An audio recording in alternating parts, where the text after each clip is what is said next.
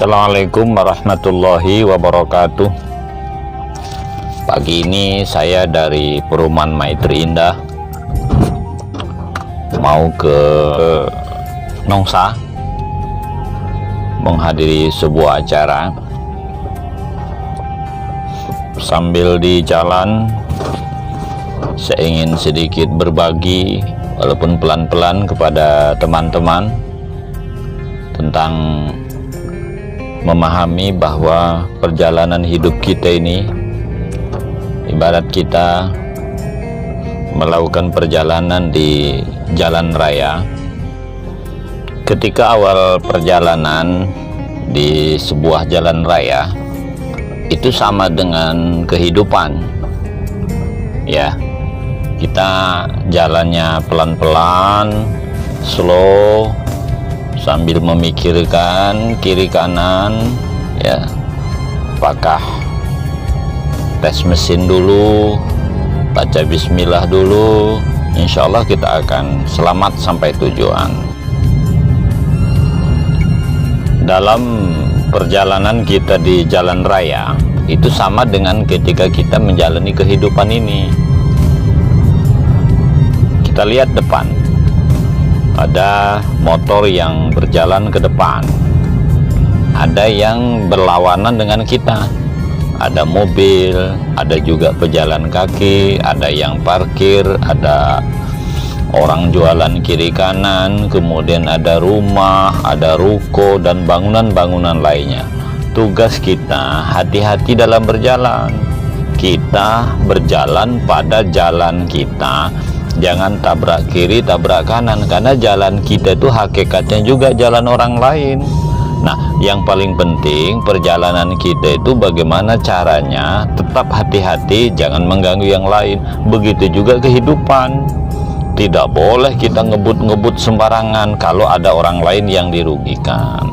Sebab apapun yang kita lakukan itu tidak boleh merugikan orang lain. Kita ketika jalan ini mau masuk ke jalan yang agak lebih cepat, yang biasa disebut dengan jalan dua arah ya. Hidup kita juga begitu. Kadang-kadang kita ini perjalanan hidup kita ini ada pada jalur yang cepat, artinya lancar saja seperti itu, karena memang jalan dua arah, tidak ada orang menghambat, kira-kira begitu ya. Ada pada sebuah, kalau kita ibarat bekerja itu semua yang kita lakukan sama, artinya bebas hambatan. Tapi jangan salah ya, hampir semua kecelakaan itu justru pada jalan yang bebas hambatan. Jarang sekali kecelakaan pada jalan yang misalnya jalan terjal, jalan jelek, jalan berdebu, itu justru jarang yang kecelakaan. Justru yang banyak kecelakaan tuh yang jalannya mulus, jalannya cepat dan lain segala macam. Mengapa? Kalau jalan bebas hambatan, artinya jalan cepat ya, artinya jalan dua arah, jalan besar, karena kita kurang hati-hati. Betul kata pepatah, orang jatuh jarang sekali kesandung batu, tapi orang jatuh rata-rata karena kesandung kerikil. Makna dalam kehidupan bahwa terkadang kita ketika jalan sempit, kehidupan kita susah, itu malah selamat. Tapi ketika kita jalannya cepat, sedang lancar-lancar saja, disitulah kita akan terjatuh karena kurangnya hati-hati atau melanggar aturan. Walaupun buru-buru, kalau mobil kita habis bensin gimana coba? Dalam kehidupan juga begitu. Kita jangan terlalu nafsu, lupa istirahat, lupa makan. Istirahat itu salah satunya supaya kita sampai ke tujuan. Apa itu? Tidur yang cukup, makan yang cukup, seperti itu. Istirahat kita kan dalam 24 jam, betul kan? Ya, kita tidak harus lagi 24 jam mengejar kehidupan. Badan kita ini butuh makan ya. Makan itu ada dua ya, makan dalam bentuk fisik, itulah makan, minum, segala macam. Ada yang dalam bentuk fisikis, istirahat, tenangkan dulu, rehat dulu. Kemudian ya perlu juga kita refreshing, itu istirahat juga namanya. Ya, kalau kita paksakan pun nanti badan kita kan dol juga. begitu juga melakukan perjalanan ini, harus ada istirahatnya, ada perjalanannya. Saya kira semua itu harus sesuai dengan ketentuan, ya. Jadi begitulah kehidupan, ya. Setelah istirahat kita semalaman, ya, yang cukup, ya, menurut dokter istirahat yang normal ini kan 7 jam. Kita lanjutkan perjalanan. Nah, setelah kita misalnya istirahat yang cukup, insya Allah badan kita fresh, perut kita kenyang, baru melakukan perjalanan. Kadang-kadang kita dalam melakukan perjalanan akan menemui jalan yang kurang baik, seperti di depan saya ini, ya. Ini kan jalan sedang diservis.